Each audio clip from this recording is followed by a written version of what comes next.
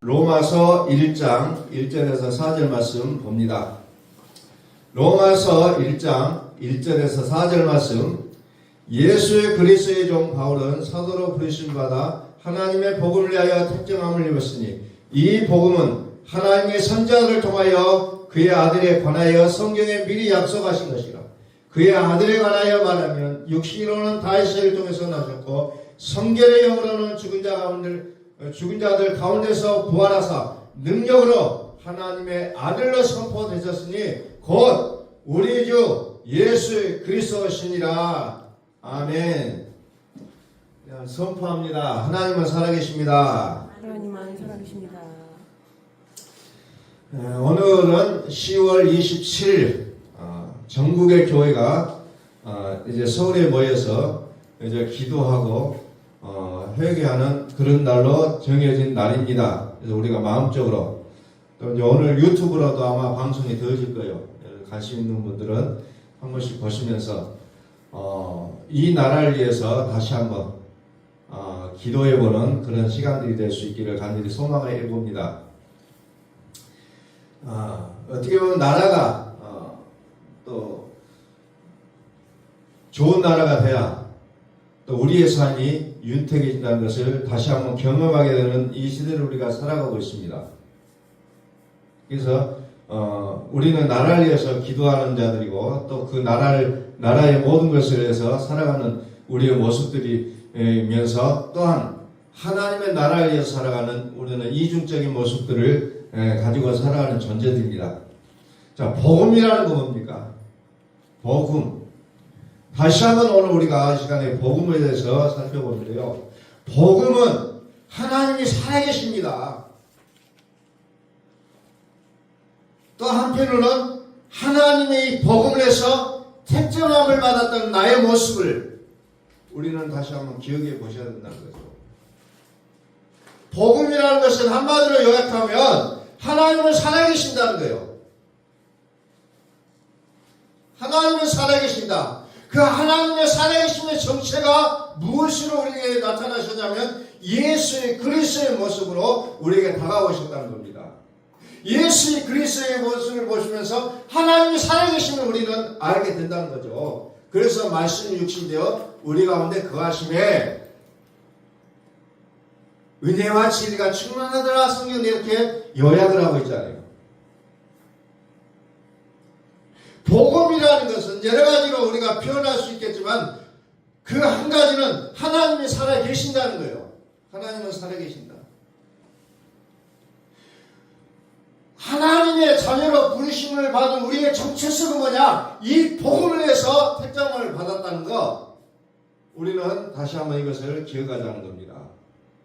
오늘 1절 말씀에 예수의 그리스도의 종 바울은 자기를 얘기하지만 이 바울 대신에 나를 생각해 볼 수 있다는 겁니다. 나는 누구냐?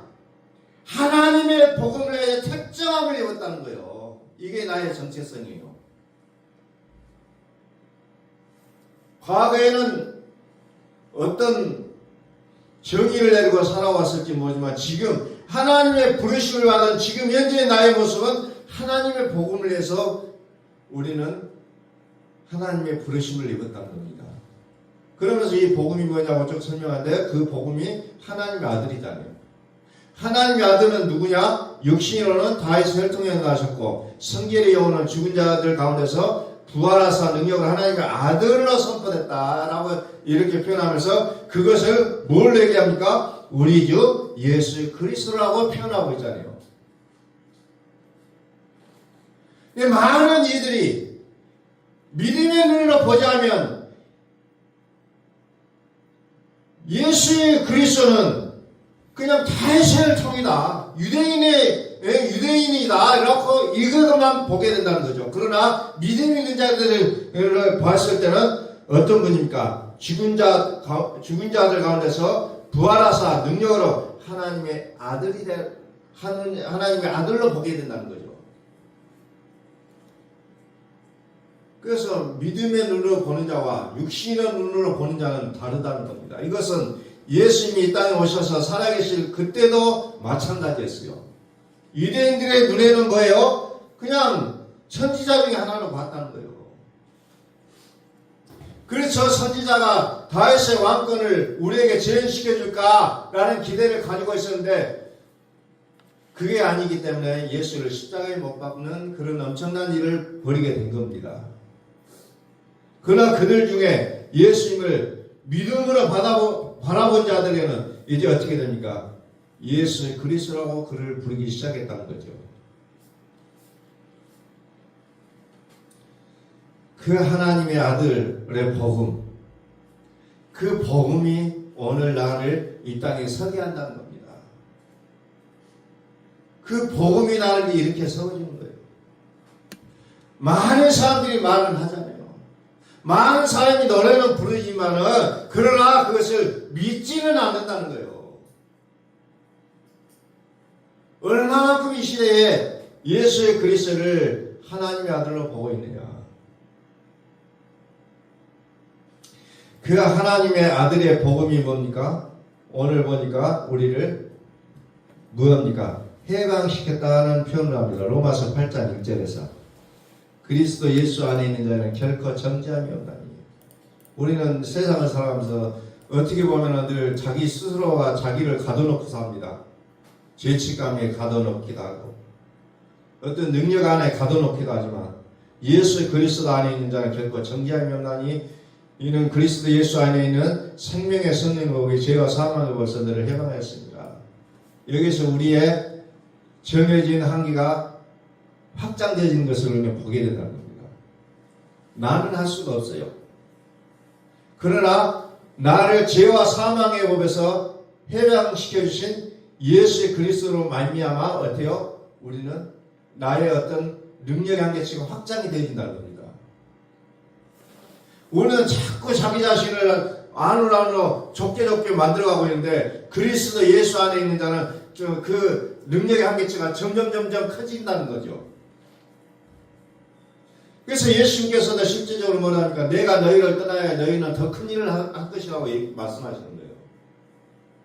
근데 여전히 우리는 예수 그리스도를 믿는다고 하면서도 나의 한계치를 점점 가둬놓고 있다는 겁니다.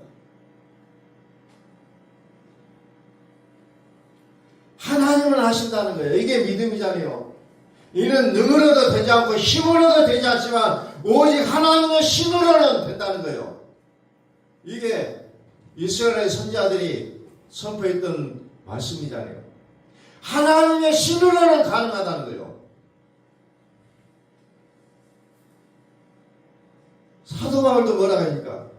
능력 주시는 자 안에 우리가 모든 것을 할 수 있다고 얘기하잖아요. 우리의 능력은 나로 존재할 때는 정해져 있어요. 너무나도 협소해요. 그러나 전능하신 하나님이 내 안에 살아계실 때는 내가 기대할 수 없는 일까지도 할 수 있는 그 능력이 나오게 되어 있다는 것을 성경은 우리에게 말씀하고 있다는 겁니다. 우리는 이것을 믿음으로 고백할 수 있기를 소원합니다. 믿음으로 고백해야 돼요. 율법이 육신으로 말미암아 연약하여 할 수 없는 그것을 하나님은 하시나니 3절에 하나님은 하시나니 하나님은 하신다는 거예요. 하나님은 율법이 육신으로 말미암아 연약하여 할 수 없는 그것을 우리가 율법 안에 있을 때는 나의 존재가 점점 초라해집니다. 나는 그것도 못해요. 저것도 못해요. 나는 할 수가 없어요. 나는 원래부터 그런 사람이요. 그런데 어떻게 합니까? 하나님은 하신다는 거예요. 믿으시기를 바랍니다.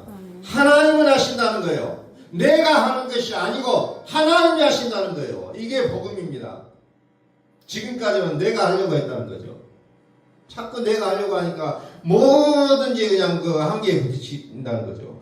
하나님은 하시나니 그 죄로 말미암아 자기 아들을 죄 있는 육신의 모양으로 보내어 육신의 죄를 정하사 육신을 따르지 않고 그 영을 따라 행하는 우리에게 율법의 요구가 이루어지게 하여 하십니다. 율법은 자꾸 요구를 하지만 우리는 그것을 감당할 수 없었지만 누가 해줍니까? 이제 그리스도께서 우리를 대신하여 모든 율법의 요구를 이루어지게 했다는 겁니다. 갈라디아서 3장 23절에 모든 성경은 모든 것을 제 안에 가둬놨다고 했잖아요. 이 이 죄 아래 가둬놨는데 이 죄를 누가 해결합니까? 그리스도 예수께서 다 해결해 놓으셨다는 거예요. 그래서 우리의 능력의 한계치가 나는 할 수 없으되 우리의 능력의 한계치는 점점점 커졌다는 거죠. 그래서 우리의 삶은 뭐예요? 우리의 인생은 이제 복음으로 말미암아 살아갈 수 있게 됐다는 거죠. 복음. 내가 가는 것이 하나님의 복음이 움직인다는 거예요. 오늘 우리는 휴대폰을 꺼내면 모든 사람들이 그 화면이 나와요. 근데 각자가 좋아하는 화면을 거기에 띄워놓는다는 거죠. 나의 인생의 화면은 배경 화면이 뭐냐? 그리스도 예수가 되어져 있다는 거죠. 복음으로 우리는 모든 것이 이제 우리의 인생에 어떻게 보면 바탕이 되게 되어 있다는 거죠. 그래서 우리는 이것을 간과해버리고는 살아갈 수 없다는 겁니다. 오직 예수 그리스도 예수. 나의 인생은 오직 그분으로 모든 것이 이제 포장이 되어 있다는 거죠. 그것이 우리의 복음의 삶이라는 겁니다. 우리 다시 한번 선포합니다. 하나님은 살아계십니다. 하나님은 살아계신다는 거예요. 어떠한 순간에도 내가 의식이 있을 때든지 없을 때든지 어떤 일에 몰두되어 있든지 그렇지 않을 때든지 어느 상황이든지 하나님은 내 안에 살아계신다는 거죠. 그분이 나의 모든 우리의 행사를 주도하신다는 겁니다. 그래서 우리는 예수 그리스도 그 복음 우리 주 예수 그리스도 그분에 이끌려 살아가는 우리의 삶이 될 수 있기를 예수 그리스도의 이름으로 선포합니다. 그분이 나를 이끌어 가셔야 된다는 겁니다. 나는 연약하여 할 수 없다 그랬잖아요. 그러나 하나님이 하신다는 거죠. 모든 사소한 일까지도 하나님이 하신다는 겁니다. 이게 성경의 내용이에요. 근데 자꾸 그것을 반대로 내가 한다 하다 보니까 우리의 인생에 뭐가 이제 버퍼링이 일어나기 시작한다는 겁니다. 소통이 안 일어나요. 인생이 막혀요. 딱 막히게 돼 있다는 거죠. 왜? 내가 하니까. 그러나 하나님이 하실 때는 쭉쭉 뚫리게 돼 있다는 거죠. 히브리서 10장을 한번 보겠습니다.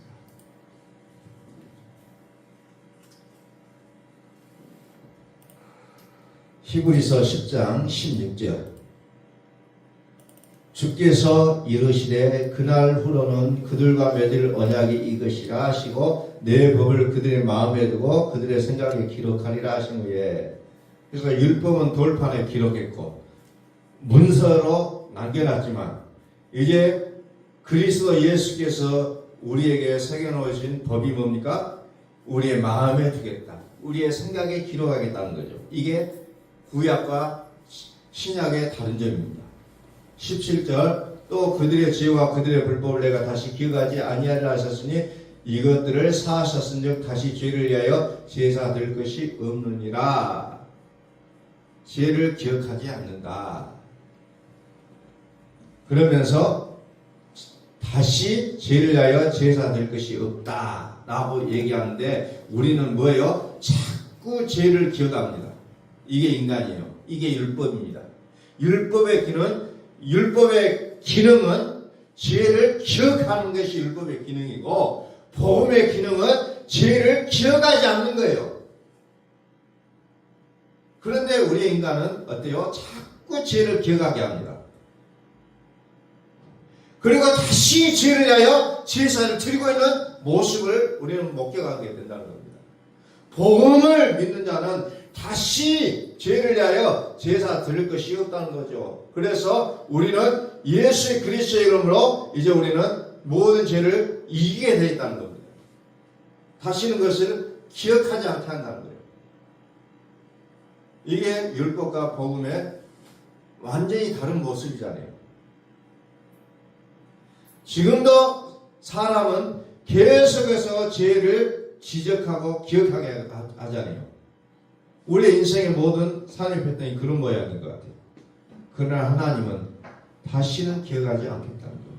이게 복음이에요. 다시는 기억하지 않겠다.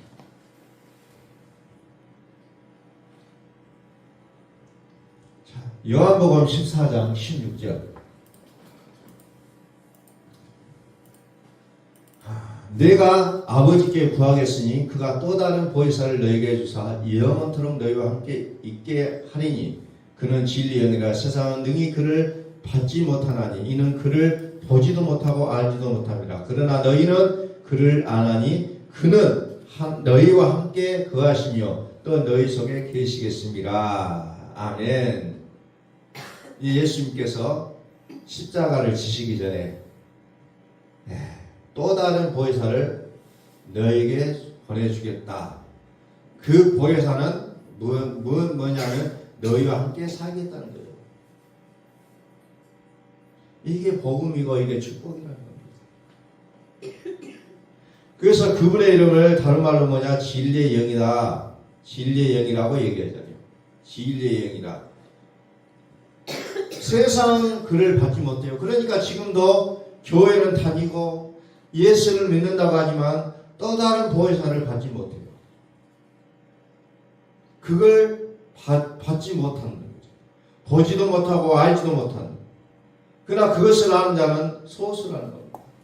어떤 자가 합니까? 그분이 들어오셔서 살아주시는 자. 그리스도가 그 마음 가운데 오셔서 살아주신 자는 이것을 알게 되어 있다는 거죠.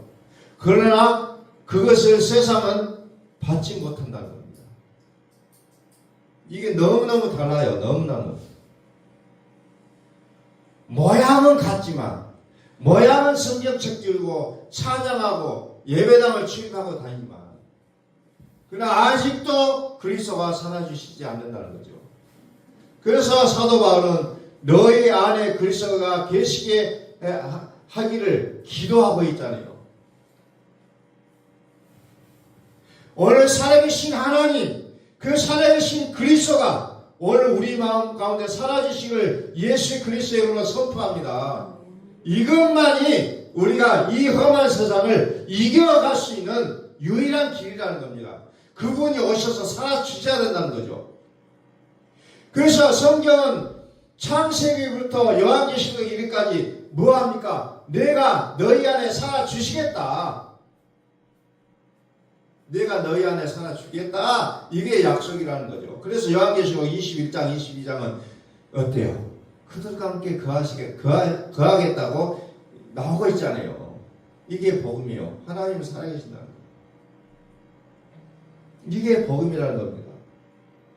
어떤 인사가 나타나고 어떤 능력이 나타나고 기적이 나타나고 이게 복음이 아니라 그분이 나와 함께 살아주신 것 이게 복음이라는 겁니다.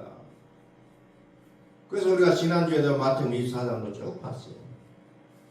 말세가 되면 될수록 그리스도가 여기 있다 저기 있다 나타나고 표적과 기사로 그들을 호리는 장면이다. 우리는 봤다는 겁니다. 그러나 그게 실체가 아니에요. 진짜가 아니에요. 찐이 아니라는 거예요. 그래서 결국은 찐이 나타나는 거죠. 그러나 거기에 요란스러운 그것에 찐이 나타나는 거 아니에요. 우리의 마음에 찐이 나타나게 된다. 그래서 우리는 요란법석 떠는 그런 것이 아니라 오직 우리 마음에 살아계신 그 하나님을 우리는 만나고 살아야 된다는 겁니다. 로마서 1장 16절을 로마서 1장 16절 내가 복음을 부끄러워하지 아니하노니 이 복음은 모든 믿는 자에게 구원을 주시는 하나님의 능력이 됩니다. 먼저는 유대인에게 그리고 헬라인에게도 내가 복음을 부끄러워하지 않는다는 거죠. 왜? 이 복음이 모든 믿는 자에게 구원을 주시는 하나님의 능력이기 때문에 부끄러워하지 않는다는 거죠.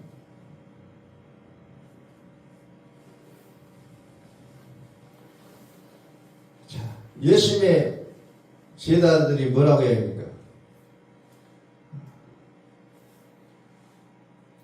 영생이 계심에 우리가 어디로 가겠사옵나이까? 예수님 앞에서. 그러나 많은 사람들은 떠나잖아요. 자기의 목적과 이익을 위해서. 이 교회에 오면은 내가 어떤 일이 잘 될 것 같다라는 기대를 가지고 큰 교회를 갔었지만 또 막상 그게 아니면 또 다른 교회로 옮기게 돼 있다는 거예요. 왜? 자기의 목적을 위해서, 자기 이익을 위해서 다니는 사람은 그렇게 되지만, 그러나 하나님 복음을 위해서 다니는 사람은 그거 상관하지 않는다는 거죠. 복음에는 하나님의 의가 나타나서 믿음으로 믿음에 이르게 하나니 기록된 바 오직 의인은 믿음으로 말미암아 살리라 함과 같으니라. 그래서 복음은 뭐냐? 하나님의 의라는 거예요. 하나님의 의. 그래서 복음은 그리스도인 거예요.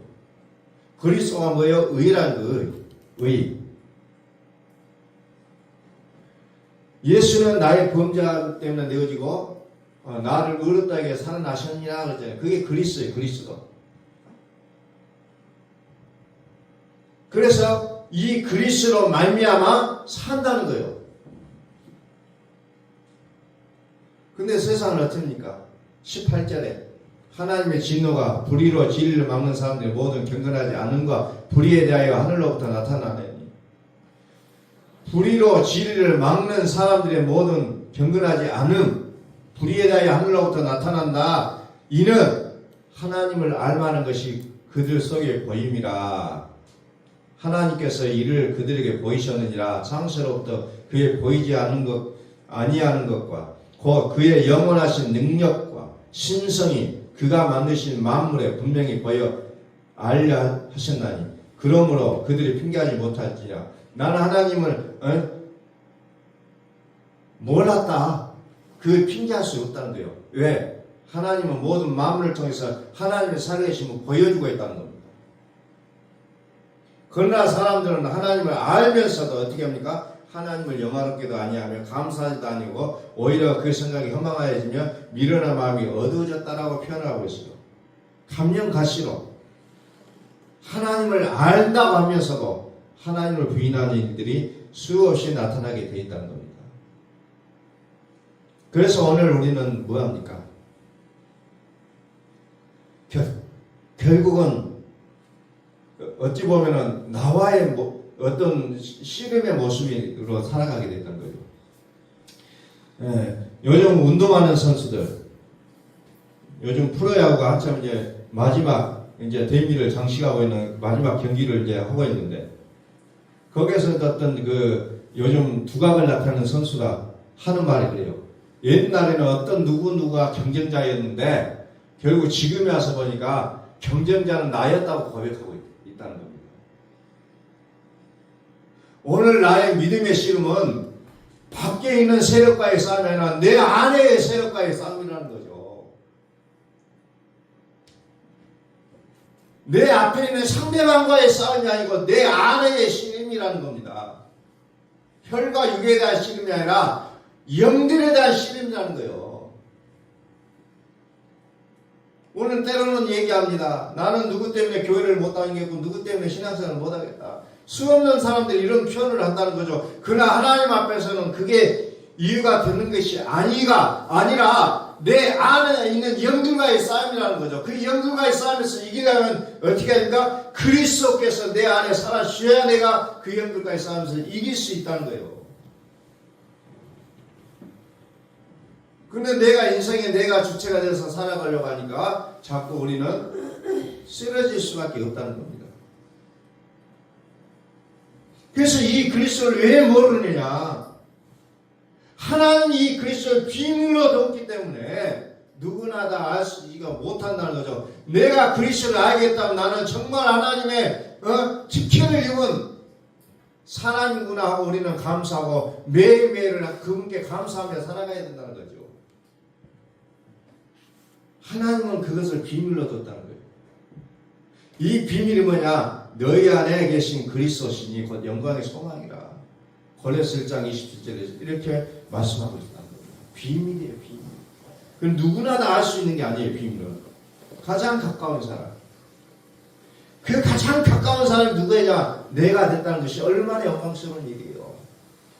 그래서 하나님은 우리 안에 그리스도를 보내주시고 그 그리스도를 통해서 우리의 인생을 살게 하셨다는 거죠. 우리 다시 한번 선포합니다. 하나님은 살아계십니다. 하나님은 살아계십니다. 복음은 하나님이 살아계십니다. 하나님의 복음을 위하여 우리가 택정함을 입었다는 이 사실 앞에 우리는 감사하고 오늘도 내일도 오직 그리스도의 복음을 위해서 살아가는 우리의 모습이 될 수 있기를 예수 그리스도의 이름으로 선포합니다. 아멘. 기도하겠습니다.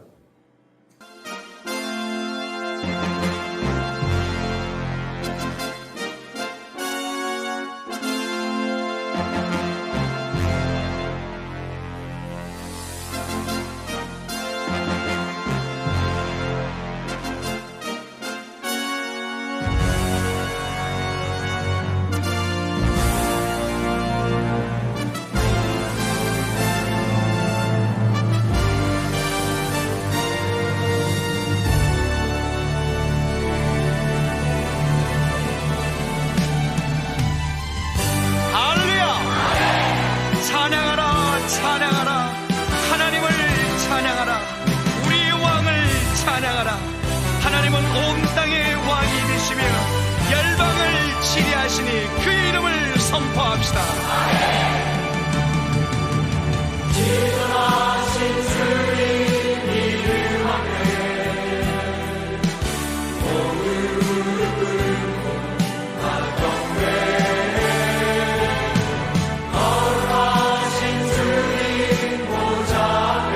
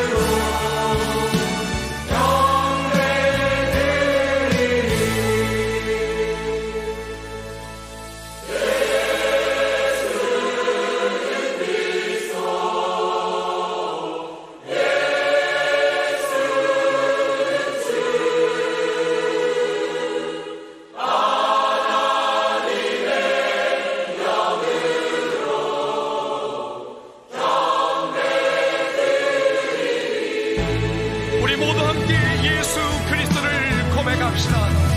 예수는 그리스도, 살아계신 하나님. 예수는